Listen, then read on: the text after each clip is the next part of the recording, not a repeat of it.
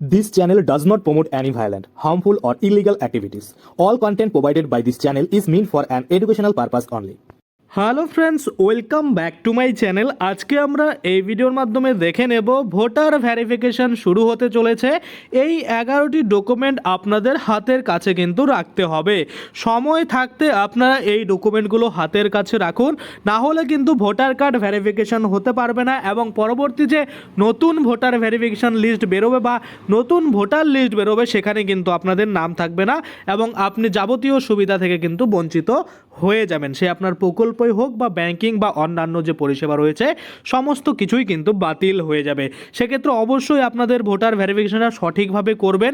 এই 11টি ডকুমেন্টস কিন্তু আপনাদের কোনো না কোনোটা আপনাদের কাছে থাকবেই, সেই ডকুমেন্টস দিয়েই কিন্তু আপনারা ভেরিফিকেশন করে নিতে পারবেন। তো চলুন দেখে নেওয়া যাক এই ভোটার ভেরিফিকেশন সম্পূর্ণ করতে যে 11টি ডকুমেন্টস লিস্ট দিয়েছে তার মধ্যে কোনটা আপনার কাছে আছে সেটাকে কিন্তু ঠিকঠাকভাবে সঠিক নাম বা সঠিক স্পেলিংয়ের যে ডকুমেন্টস থাকবে সেটা কিন্তু রেখে আপনারা আপনাদের যে ভোটার ভেরিফিকেশন সেটা কিন্তু কমপ্লিট করতে পারবেন। তো চলুন বেশি দেরি না করে ভিডিওটা শুরু করা যাক। তো দেখুন আপনাদের সামনে সেই ডকুমেন্ট লিস্ট কিন্তু আমি খুলে নিয়েছি। আপনারা দেখতে পাচ্ছেন পরিষ্কারভাবে কিন্তু এখানে বলা রয়েছে যে কোন কোন ডকুমেন্টসগুলো কিন্তু আপনাদের রেডি রাখতে হবে। তো আমরা যদি দেখি বিহারের ক্ষেত্রে কিন্তু বলা হয়েছে যে 2003 সালের যে ভোটার লিস্ট সেটাতে যদি আপনাদের নাম থাকে তাহলে সেটা দিয়েই কিন্তু আপনাদের ভেরিফিকেশন সম্পূর্ণ হয়ে যাবে। আপনাদের নতুন করে এই ডকুমেন্টসগুলো আর দিতে হবে না।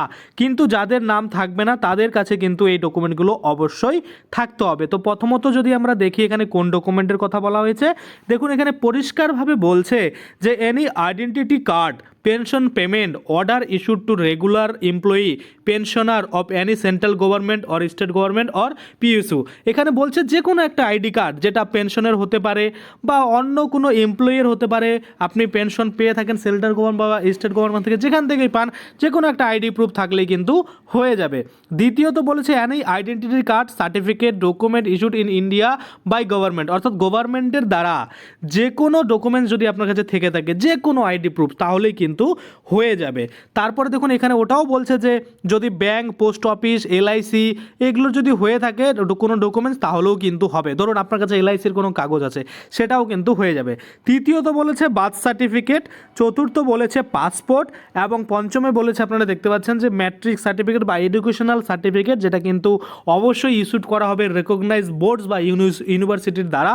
তারপরে যদি আমরা দেখি permanent residence certificate issued by state authority, সেটা কিন্তু বলেছে। তারপর 7 নম্বরে যদি আমরা দেখি ফরেস্ট রাইট সার্টিফিকেট, তারপরে 8 নম্বরে রয়েছে ওবিসি এসসি, তারপরে এসটি কার্ড যদি আপনার থেকে থাকে অর্থাৎ কাস্ট সার্টিফিকেট যদি থাকে সেক্ষেত্রেও কিন্তু হবে।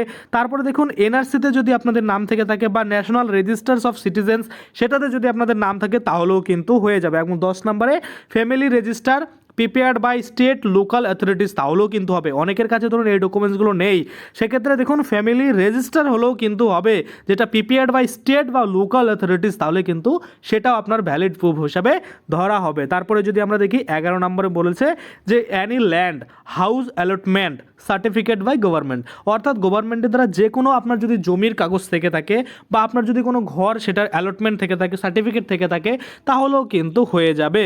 এই ডকুমেন্টসগুলো কিন্তু চাওয়া হয়েছে।